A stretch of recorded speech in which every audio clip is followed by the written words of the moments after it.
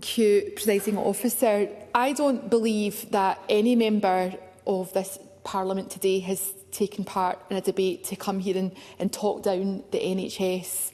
Not at all. And no one is denying that healthcare services beyond Scotland's borders face challenges of their own. But this is the Scottish Parliament, and our constituents send us here to improve their lives and make good decisions about their public services. It is evident from members' speeches that we all care deeply about the NHS and about social care. Scottish Labour will always champion our health and social care workforce. That is why we have secured this debate.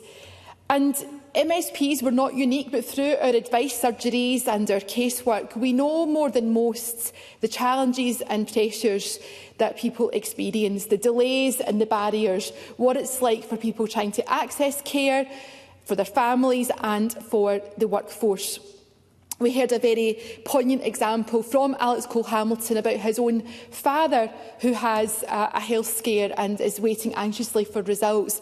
But that is sadly the case for all of us in terms of our casework. So let's not sugarcoat what is going on, because there is a lot to celebrate in the NHS, and I think Gordon MacDonald's given us a good reminder of that. But if we come here only to try and help out the government front bench and pretend that everyone's okay, we do a disservice to our constituents who are scared and who have sadly seen their loved ones die because they waited for an ambulance that didn't come, or they had to be parked in a corridor or cared for in a cupboard. That is the reality.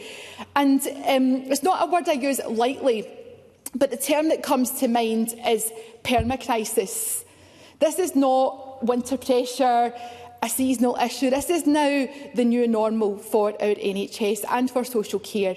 But it does not need to be like this. So I would say to colleagues who want to spend their time describing waiting times and performance of other health trusts and other governments, think about your own constituents and think about the reality that they experience. That's who we have to get this right for. So Scottish Labour has come here today with solutions. We have rightly proposed a 10-year workforce plan, because for too long the SNP has failed to act in the long-term interests of the NHS and social care. I see it in NHS Lanarkshire, in Forth Valley and in Greater Glasgow and Clyde, the health boards that I deal with on a day-to-day basis, and people have had enough. In NHS Lanarkshire, almost 79,000 nursing and midwifery days were lost to mental ill health. That is the staff who are burnt out. They're at breaking point.